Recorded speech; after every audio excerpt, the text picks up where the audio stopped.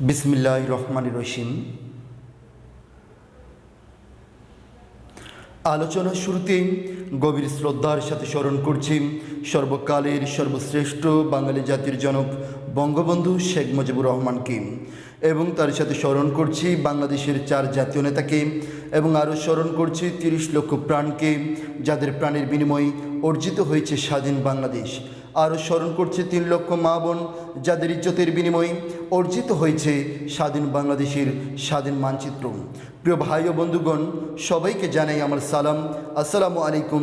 অন্যান্য জাতির প্রতি আন্তরিক শুভেচ্ছা ও অভিনন্দন। আজকের আলোচনার বিষয় যে পুলিশ প্রধান সাবেক আইজিপি বেনজির আহমেদ ও সাবেক সেনাপ্রধান মেজর জেনারেল আজিজ আহমেদকে নিয়ে। প্রথমে যে পয়েন্টটি নিয়ে আমি আলোচনা করতে চাই সেটি হচ্ছে সাবেক মেজর জেনারেল আজিজ আহমেদ সেনাপ্রধান এবং সাবেক পুলিশ মহাপরিদর্শক বেনজির আহমেদ আওয়ামী লীগের কেউ না। তারা সরকারি কর্মকর্তা ছিল, তারা ছিল বিসিএস ক্যাডার, এবং তারা তাদের সারা জীবন সরকারি আমলা হিসেবেই ছিল, কোনো রাজনীতি ব্যক্তি হিসেবে ছিল না। দ্বিতীয়ত যে পয়েন্টটি নিয়ে আমি আলোচনা করতে চাই, পুলিশের সাবেক মহাপরিদর্শক বেনজির আহমেদ ও সাবেক মেজর জেনারেল আজিজ আহমেদ এর দুর্নীতির দায় সরকার নেবে না, কারণ বাংলাদেশের দুদক অর্থাৎ দুর্নীতি দমন কমিশন রয়েছে। দুর্নীতিগ্রস্ত ব্যক্তিদের খুঁজে বের করা দুদকের কাজ। আওয়ামী লীগ একটি রাজনৈতিক প্রতিষ্ঠান। 3 নম্বর যে পয়েন্টটি নিয়ে আমি আলোচনা করতে চাই, দুর্নীতির দায়ে অভিযুক্ত ও মার্কিন নিষেধাজ্ঞায় থাকা বাংলাদেশের সাবেক সেনাপ্রধান আজিজ আহমেদ ও সাবেক পুলিশ প্রধান বেনজির আহমেদকে কোনো প্রকারের সুরক্ষা দেবে না আওয়ামী লীগ।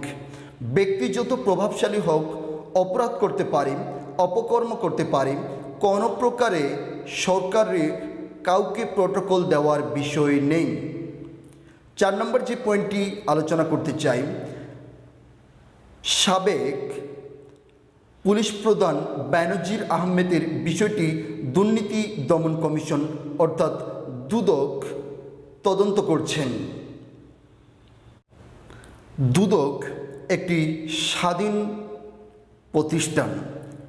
বাংলাদেশের প্রধানমন্ত্রী জননেত্রী শেখ হাসিনা দুদককে স্বাধীনতা দিয়েছেন। দুদক বেনজির আহমেদের অবৈধ সম্পদের তদন্ত করছে এবং আরও তদন্ত করা হবে।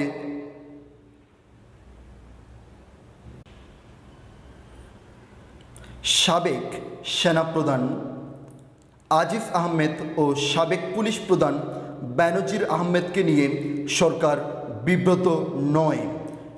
তারা অপরাধ করলে তার শাস্তি তারা পাবে। আইন সবার জন্য সমান। বাংলাদেশে গণতন্ত্র রয়েছে। 6 নম্বর যে পয়েন্টটি নিয়ে আমি আলোচনা করতে চাই, সাবেক পুলিশ প্রধান বেনজির আহমেদ গ্রেপ্তার হবেন কিনা আদালত তা দেখবেন। সরকার কোনো অপরাধীকে রক্ষা করবে না। 8 নম্বর যে পয়েন্টটি নিয়ে আমি আলোচনা করতে চাই, বাংলাদেশে গণতন্ত্র আছে, আইন আছে, আইনের শাসন আছে, আইন সবার জন্য সমান, দুদক আছে। কোনো ঊর্ধ্বতন কর্মকর্তা বা আমলা অপরাধ করলে এর দায়ভার বাংলাদেশ আওয়ামী লীগ নেবে না, বরং দুর্নীতি দমন কমিশন তাদেরকে কঠোর হস্তে দমন করবেন। কেননা বাংলাদেশ একটি গণতান্ত্রিক রাষ্ট্র। গণতান্ত্রিক অগ্রযাত্রা বজায় রাখার জন্য অবশ্যই একটি স্বাধীন দুর্নীতি দমন কমিশন প্রয়োজন, এবং বাংলাদেশে স্বাধীন একটি দুর্নীতি দমন কমিশন রয়েছে। আমরা আশা করছি যে সাবেক সেনাপ্রধান এবং সাবেক পুলিশ মহাপরিদর্শক বেনজির আহমেদকে দুদক তাদের সর্বোচ্চ আইন প্রয়োগ করবে, এবং যদি তারা কোনো অপরাধ করে থাকে তার শাস্তি তারা পাবে, এবং এই দুইজনের কোনো অপরাধের দায়ভার বাংলাদেশ আওয়ামী লীগ নেবে না। কেননা বাংলাদেশ আওয়ামী লীগ একটি রাজনৈতিক প্রতিষ্ঠান, আর এই দুইজন ঊর্ধ্বতন কর্মকর্তা এরা বাংলাদেশ আওয়ামী লীগের কোনো সদস্য ছিল না